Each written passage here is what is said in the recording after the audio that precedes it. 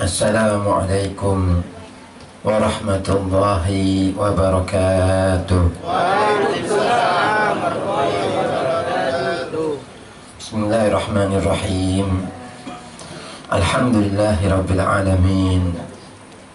Wassalatu wassalamu ala ashrafil anbiya'i wal mursalin Sayyidina wa habibina wa syafi'ina wa qurrati a'yunina wa maulana wa azimina Muhammadin khatamin nabiyyin wa imamil mursalin wa qaidil ghurril muhajjalin wa syafi'il muznibin wa sahibil hujajil qati'ati wal barahin وعلى آله الطيبين الطاهرين وأصحابه الأكرمين المهتدين وأزواجه الطاهرات أمهات المؤمنين والتابعين لهم وتابع التابعين ومن تبعهم بإحسان إلى يوم الدين وارحمنا معهم وفيهم برحمتك يا أرحم الراحمين. Faqad qala Allah Ta'ala fi kitabihil aziz wa huwa asdaqul qailin. A'udzu billahi minasy syaithanir rajim. Inna Allaha wa malaikatahu yusalluna 'alan nabi. Ya ayyuhalladzina amanu sallu alaihi wa sallimu taslima. Allahumma salli wa sallim wa barik alaihi. Ini surat sering kita baca, sering kita dengar, sangat banyak saudara kita menghafalnya, tapi kita lupa. Kita nggak tahu mungkin ini surat apa, ayat berapa. Ini adalah salah satu surat Al-Quran, ayat dalam surat Al-Ahzab ayat 56 yang diturunkan. Ayat ini di kota Madinah, termasuk Madaniyah, yang di sana banyak menjelaskan tentang kemuliaan baginda Nabi Muhammad SAW. Yang termasuk dalam surat Al-Ahzab tersebut ada ayat yang juga sering kita baca. Laqad kana lakum fi rasulillahi uswatun hasanah liman kana yarjullaha wal yawmal akhir wa dzakarallaha katsira. Penting kita ketahui, saudara-saudaraku, bahwasanya di dalam ayat tersebut banyak keutamaan. Yang pertama, ayat ini diawali dengan kata inna yang mengandung kata taukid, taukidul khabar, bermakna pengukuhan, penguatan. Artinya sesungguhnya, sungguh, really, sungguh. Diawali dengan kata inna menunjukkan kemuliaan baginda Nabi Muhammad SAW. Yang kedua, ada nama Allah Subhanahu wa Ta'ala, Tuhan kita. Inna Allah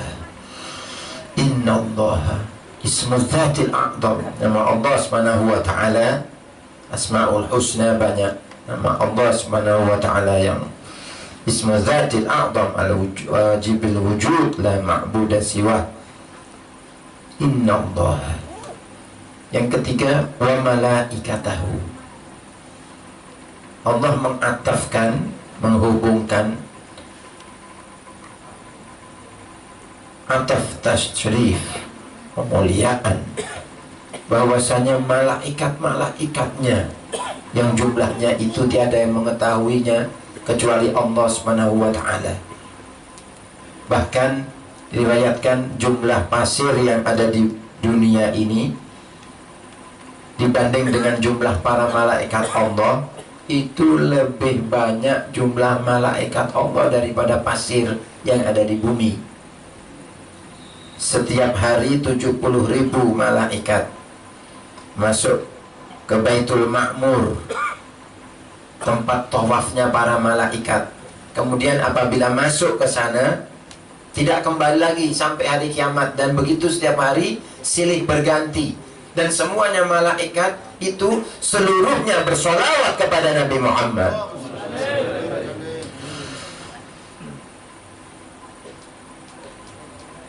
Kemuliaan yang berikutnya, yusalluna. Yusalluna di dalam bahasa Arab kata kerja bimakna mudhari'. Fi'il mudhari' yadullu 'alal istimrar. Artinya selalu dan senantiasa bersolawat. Apa makna solawat dari malaikat? Apa makna solawat dari Allah? Apa makna solawat dari kita?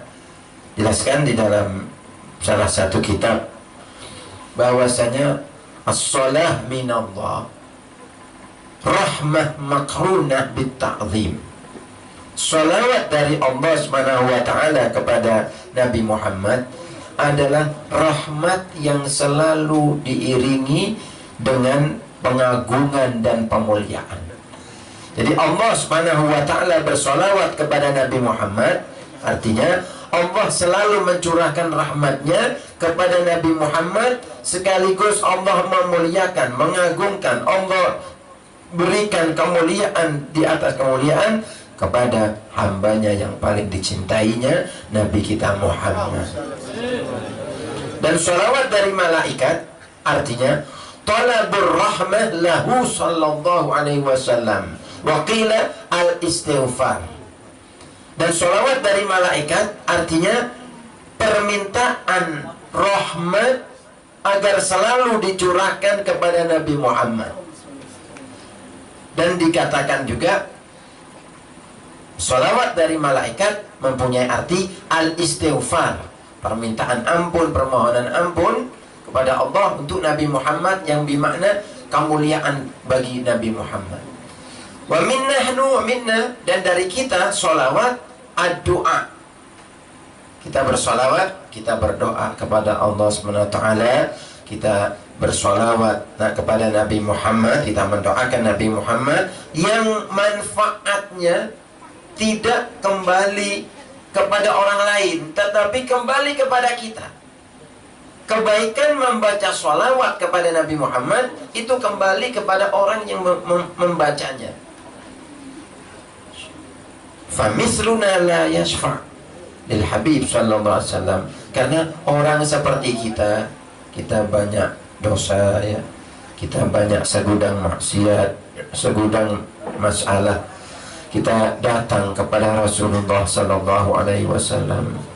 Kita menuju kepada Kanjeng Nabi, ya Rasulullah, ya Habibullah, kami datang kepadamu membawa segudang dosa, segudang masalah.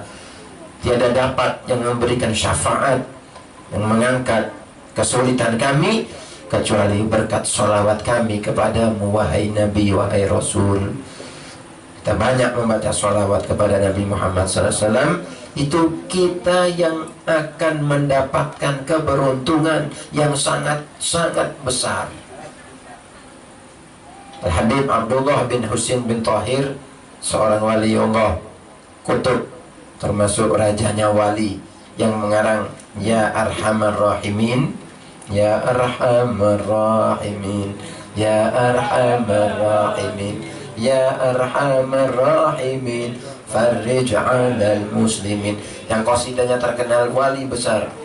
Itu beliau dikatakan dalam riwayat tarikh itu wiridnya, sholawatnya setiap hari 25.000 membaca sholawat kepada Nabi Muhammad. 25.000 membaca tahlil la ilaha illallah. 25.000 membaca ya Allah dengan tujuan ad-doa wa zikir, dengan tujuan berdoa dan zikir mengingat Allah. Ya Allah, ya Allah, ya Allah, ya Allah. bukan kosong, tapi dia mengingat Allah dengan ya Allah dan tujuan berdoa. Ini Habib Abdullah bin Husain bin Thahir. Kita mungkin nggak mampu dapat 25.000, berat. Apalagi kita ini suka bekerja berat, kita ini orang yang suka lalai ya. Kata ulama, al-maisur la yaskut bil ma'sur wal mu'awwal huwal amal bil ikhlas ma'al khusyu' wal hudur. Al-maisur la yaskut bil ma'sur, artinya hal yang mudah itu tidak jatuh atau hilang dikarenakan yang sulit. Kalau ada kesulitan apa, kita jangan karena sulit kita tinggal. Lakukan meskipun kita bisa berapa persennya. Wal mu'awwal, yang penting yang harus kita jadikan sandaran adalah amal kita, amal ibadah kita.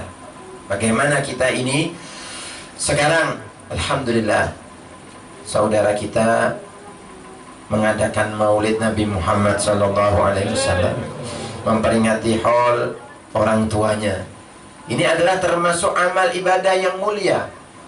Bahkan dikatakan oleh seorang alim, Al-Imam Ahmad Ibn Al-Mubarak, sahibul kitab Al-Ibriz, alladhi naqalahu an syaikhih Qutbiz Zaman wa Bahrul Irfan Sayyidina Abdul Aziz Ad-Dabbagh, qal inna salata ala nabi Muhammad sallallahu alaihi wasallam maqbulah qat'an min kulli ahad wa inna salata ala nabi Muhammad afdalul a'mal.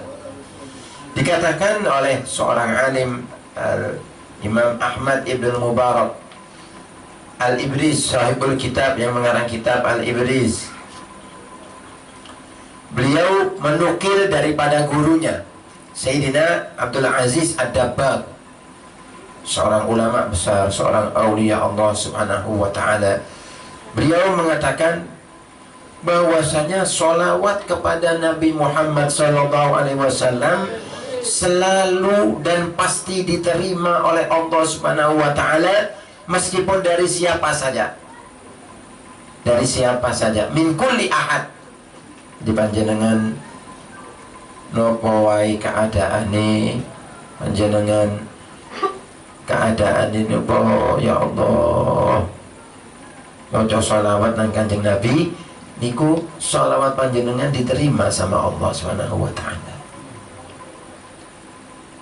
Dan beliau berkata bahwasanya sholawat kepada Nabi Muhammad termasuk amalan yang paling utama, afdalul a'mal.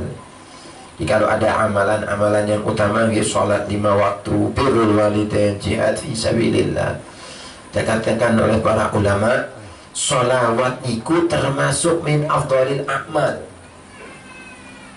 Dikatakan wahiyya zikrul malaikah alladzina hum ala atrafil jannah. Sholawat ini zikir malaikat yang mereka itu berada di tepi-tepi surga. Jadi malaikat itu bersolawat kepada Nabi Muhammad SAW, berada di surga, bersolawat kepada Nabi Muhammad.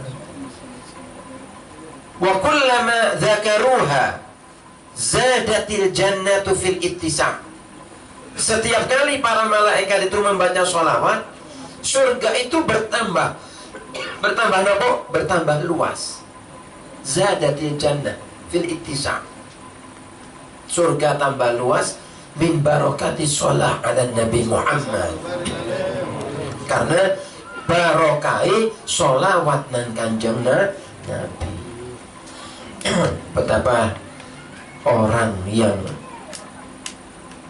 banyak membaca sholawat kepada Rasulullah, hatinya tidak diterangi, tidak dijembarkan sama Allah Subhanahu wa ta'ala. Sedangkan surga saja, setiap dibacakan sholawat oleh para malaikat, surga ini bertambah luas. Dan tidak bertambah luas kecuali apabila mereka, para malaikat ini membaca sholawat.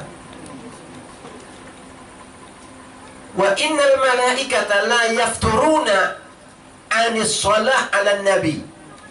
Para malaikat niku boten mandek maca selawat.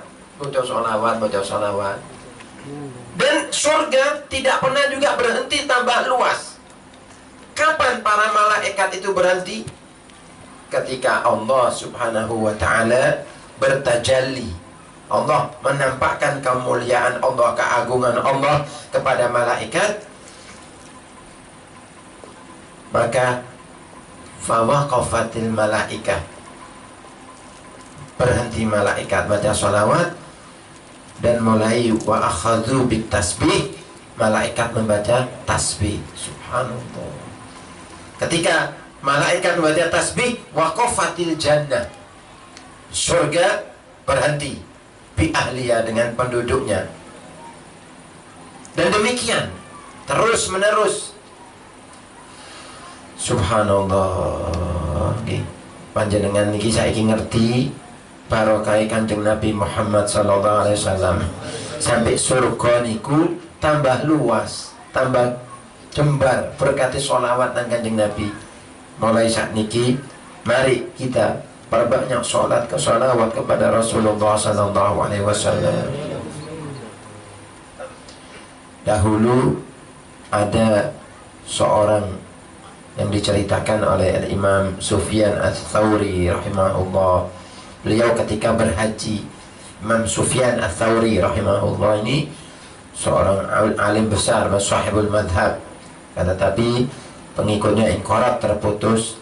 Imam Sufyan Ats-Tsauri ketika beliau berhaji, beliau menemukan atau mendapati ada seorang yang tidaklah dia meletakkan kaki atau mengangkat kakinya kecuali bersolawat kepada Rasulullah Sallallahu Alaihi Wasallam. Tidak lepas, di mana-mana dia baca solawat. Sehingga Imam Sufyan Ats-Tsauri ini bertanya kepada pemuda ini, masih muda dia, ya gulam, apakah kamu tahu apa yang kamu lakukan ini? Di mana-mana kamu baca sholawat, di tempat ini ada bacaan ini, di tempat ini ada bacaan ini, di tempat ini ada bacaan ini. Kata beliau, ya saya tahu. Lalu apa sebab kok Anda ini di mana-mana membaca sholawat? Akhirnya dia menceritakan, pernah saya satu waktu berangkat ibadah haji, wa ma'i walidati, aku bersama dengan ibuku. Ketika dalam perjalanan sudah sampai di Bait, sudah sampai di Ka'bah, aku masuk ke tempat Ka'bah tersebut. Subhanallah, ibuku ini ketika itu dia terjatuh, kemudian karena sakitnya sehingga perutnya ini ada bengkaknya, memar, kemudian dan wajahnya menghitam, sehingga aku mengalami satu hal yang sangat amat menyedihkan bagiku, keadaan yang sangat menakutkan bagiku. Betapa ibunya yang dia cintai mengalami keadaan yang menakutkan demikian. Subhanallah, datang kepada pemuda ini seorang yang berwajah tampan, yang bermuka berseri-seri, bercahaya, tiada lain. Pemuda ini ketika ditanya, siapa Anda? Ana nabiyyuka Muhammad sallallahu alaihi wasallam. Aku adalah nabimu Muhammad sallallahu alaihi wasallam, atau seperti di dalam riwayat. Kemudian Rasulullah sallallahu alaihi wasallam mengusap wajah ibunya dan mengusap perut ibunya. Seketika itu, karena Nabi Muhammad SAW, seketika itu pula sembuh. Wajahnya yang asalnya menghitam, memar, langsung sembuh Rasulullah. Kemudian pemuda ini minta wasiat kepada Rasulullah SAW. Ya Rasulullah, ausini, berilah wasiat kepadaku. Biasaannya para ulama, para sholihin itu minta wasiat, minta nasihat, idni, itu baik. Jadi supaya orang itu dia menjadi orang yang lebih mulia lagi, bukan ingin memberi wasiat atau memberi nasihat, tetapi ingin diberi nasihat dan diberi wasiat. Ausini atau idni, nasihati aku. Al-Habib Ali bin Muhammad Al-Habsyi, sahibul maulid Simtud Durar, beliau mengatakan, siapa yang akan menasihati aku, fa inni lin nushi qabil, sesungguhnya aku ingin, aku menerima siapa yang menasihati aku. Karena beliau seorang waliullah, seorang ulama besar, ingin dinasihati dan selalu menerima nasihat. Kata baginda Nabi Muhammad SAW, janganlah engkau meletakkan kaki dan mengangkat kakimu kecuali kamu baca sholawat kepada Nabi Muhammad SAW. Dari itu pemuda itu tidaklah dia mengangkat kakinya, meletakkan kakinya, kecuali selalu bersolawat kepada Nabi Muhammad. Inilah Rasulullah SAW. Tidak pernah kita merasakan cukup membaca sejarah Rasulullah, yang mulai dari lahir baginda Nabi Muhammad SAW. Siti Aminah radhiyallahu anha tidak merasakan wala tajidu minhu alaman wala ilala, tidak menemukan atau merasakan rasa sakit sedikit pun ketika mengandung Nabi Muhammad SAW. Bahkan ketika Rasulullah SAW lahir, beliau Siti Aminah radhiyallahu anha, ibunda Nabi Muhammad, saking bersinarnya Rasulullah sampai dia ini melihat istana Romawi yang jaraknya berkilo-kilo. Saking terangnya Rasulullah SAW, hatta nadartu ila ba'di kusuri Rum, sampai dia melihat itu cahaya. Karena apa? Sinarnya Rasulullah SAW. Maka dari itu kita sebagai umatnya, kita ini diberi kemuliaan yang sangat besar. Kita menjadi umat Nabi Muhammad SAW ini, kita diberi kemuliaan. Baik dari golongan manapun, umat Nabi Muhammad SAW itu diberi kemuliaan. Umat Nabi Muhammad dibagi menjadi dua. Yang pertama umat ijabah, yang kedua umat dakwah. Apabila kita mendoakan umat Nabi Muhammad SAW, umpamanya Allahumma ufir li ummati Sayyidina Muhammad, Allahumma arham ummata Sayyidina Muhammad, Allahumma ansur ummata Sayyidina Muhammad, ya Allah tolonglah. Maka yang dimaksud umat Nabi Muhammad yang kita doakan adalah umat ijabah. Umat ijabah artinya umat yang menerima dakwah Rasulullah, umat Islam. Umat dakwah di luar umat Islam, artinya yang kita ajak agar mereka masuk kepada Islam. Jadi harus kita baik kepada orang-orang yang di luar Islam agar mereka itu apa? Sadar, mengenal kepada Nabi Muhammad. Betapa Rasulullah SAW itu akhlak tawaduknya, kerendahan hatinya, kesopanannya sangat-sangat agung, sangat-sangat mulia. Ketawaduan Rasulullah SAW tiada tara. Bahkan Nabi Muhammad SAW itu apabila berada di antara para sahabatnya yang lain itu, apabila datang seorang tamu, maka tamu itu tidak mengetahui yang mana Rasulullah SAW, karena mereka belum mengenal Rasulullah dan Rasulullah tidak berada di tempat yang lebih istimewa. Artinya bersama-sama dengan para sahabatnya itu humel gitu loh. Jadi keadaannya itu betul-betul tawadu baginda Nabi Muhammad SAW. Diriwayatkan beliau mengikat perutnya yang mulia terkadang dengan satu batu, terkadang dengan dua batu, terkadang dengan 3 batu karena menahan lapar, bukan karena terpaksa atau karena bakhil, medit, tetapi karena isar.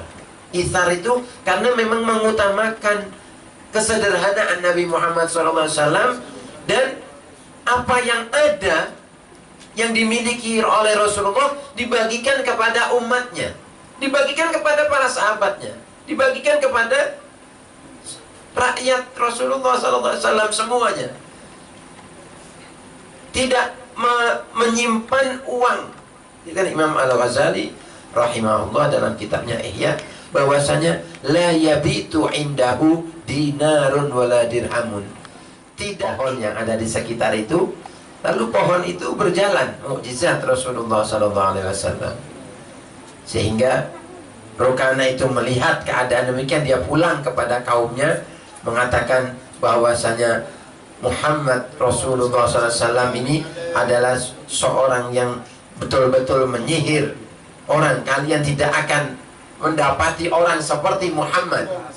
Kurang lebihnya seperti demikian kami meriwayatkan dengan maknanya. Dan dalam riwayat Rukanah ini masuk ke dalam Islam dan mengikuti peperangan-peperangan di dalam Islam. Rasulullah SAW itu satu contoh daripada kita. Rasulullah mengajar, mendidik, berperang, menjadi imam dalam keluarga, sopan santun di dalam memimpin keluarganya. Betapa Rasulullah SAW itu orang yang sangat lembut kepada keluarganya. Bahkan sampai apabila dipanggil Rasulullah SAW itu, beliau menjawab dengan kata-kata yang lembut. Tidaklah dipanggil Rasulullah kecuali beliau menjawab labbaik. Labbaik itu artinya aku penuhi panggilanmu setelah panggilanmu. Jadi berkali-kali panggilan yang engkau akan panggil, maka aku akan tetap penuhi.